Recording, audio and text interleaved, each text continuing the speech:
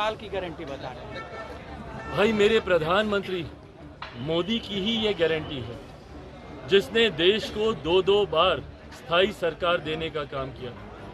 2014 से बड़ी जीत 2019 में और 2019 से बड़ी जीत अब 2024 में हम लोग देखेंगे। ये मोदी की गारंटी, यही वो विश्वास है। और ये वही विपक्ष है जिन्होंने 14 में भी एकजुटता का प्रयास किया, 19 में भी किया, दोनों बार मुंह की के लिए रामलीला मैदान में जुटे हैं। वो लोग उन लोगों की पैरवी कर रहे हैं जो लोग इन्हीं लोगों को भ्रष्टाचारी बताते हैं। अब मैं नाम लेकर स्पष्ट करता हूं।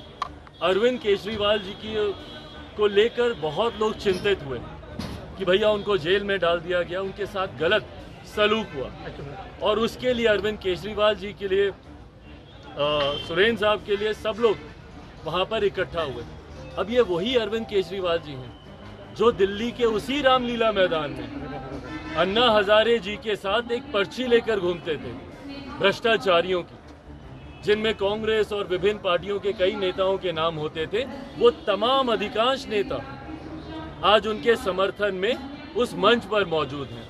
ये विरोधाभास दर्शाता, ये दिखाता है कि राजनीतिक विडंबनाएं कभी कभी आपको मजबूर कर देती हैं कि कल तक जो आपकी खिलाफत कर रहे थे, आज उन्हीं का समर्थन करने आप वहां पर आए हैं। और जहां तक रही बात भैया इंडिया अलायंस की, इस अलायंस में एकता, जहां पर एक राज्य में आप साथ हैं तो दूसरे में आप उन्हीं के खिलाफ हैं। इसका भी मैं उदाहरण देता हूं। आम आदमी पार्टी संभवतः दिल्ली में कांग्रेस के साथ मिलकर चुनाव लड़ रही है, कांग्रेस की तारीफें करेगी, पर पंजाब जाते जाते उन्हीं की खिलाफत करेगी। तो जब ऐसा अलायंस होता है, आज किसी ने बोला मिली जुली सरकार, बट अगर ये मिला जुलापन है जहां पर आप साथ भी हैं और आप खिलाफ भी हैं, तो ऐसे में जनता का कम से कम आप विश्वास नहीं जीत सकते। जनता संकल्पित है प्रधानमंत्री जी को। मोदी जी के गारंटी को तेजस्वी यादव चाइनीज माल की गारंटी बता रहे हैं। भाई, मेरे प्रधानमंत्री मोदी की ही ये गारंटी है, जिसने देश को दो बार स्थायी सरकार देने का काम किया। 2014 से बड़ी जीत 2019 में और 2019 से बड़ी जीत अब 2024 में हम लोग देखेंगे। ये मोदी की गारंटी, यही वो विश्वास है। और ये वही विपक्ष है जिन्होंने 14 में भी एकजुटता का प्रयास किया, 19 में भी किया, दोनों बार मुंह की खाई। आज की भी तारीख में इस बात में कहीं कोई संदेह नहीं है कि मैं इस बात को कबूल करता हूँ। आपकी इस बात से मैं पूरी तरीके से सहमत हूँ। और ये बात का एतराज़ मैंने ही सामने सबसे पहले रखा था कि जिन्होंने धोखा दिया है मैं उनको टिकट नहीं दूंगा। इस बात को मैंने ही कहा। पर ये वही वीणा देवी हैं जो कि सबसे पहले, और मुझे याद है जब मेरी नानी का निधन हुआ था, उस वक्त ना सिर्फ ये वापस पार्टी के साथ आई, ना सिर्फ इन्होंने अपनी गलती का इजहार किया, उस पर पश्चाताप भी किया। मेरी माँ से निरंतर मुलाकात ये करती रहीं, पार्टी के हर कार्यक्रम में आती रहीं।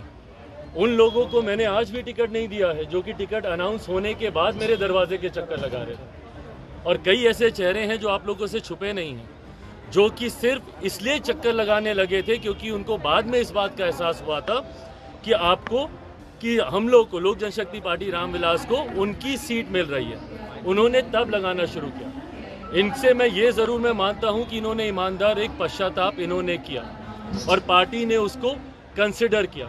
राजनीति में एक बड़ा दिल रखना भी ज़रूरी है।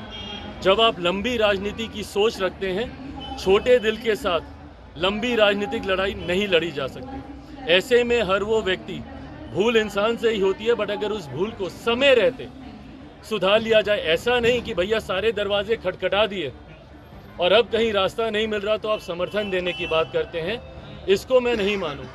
पर हाँ, जो समय रहते जो वापस आ गए। और हाँ, इतना मैं पुनः बोलता हूँ, वीणा जी यहाँ हैं और मैं संभवतः उम्र भर इनसे वो शिकायत रखूँगा कि आपने ऐसा क्यों किया था। पर आज जब ये आई हैं और मुझे उम्मीद ही नहीं, विश्वास है कि पार्टी ने जो फैसला लिया है, आज की तारीख में पार्टी से ऊपर कोई नहीं होता। आज की तारीख में जिस तरीके से, और मैं तमाम अपने उन संभावित प्रत्याशियों का भी मैं आभार प्रकट करता हूं, जिनकी उम्मीदें थी, जिनकी अपेक्षाएं थीं, पर उन्होंने भी बहुत विनम्रता से उन्होंने पार्टी के इस फैसले को कबूला। उन्होंने इस बात को समझा कि मात्र 5 सीटों पर 50 लोगों को नहीं समाहित किया जा सकता। उन्होंने पार्टी पे विश्वास रखते हुए कल दिन भर मेरी सबसे लगभग बातचीत हुई है। जिन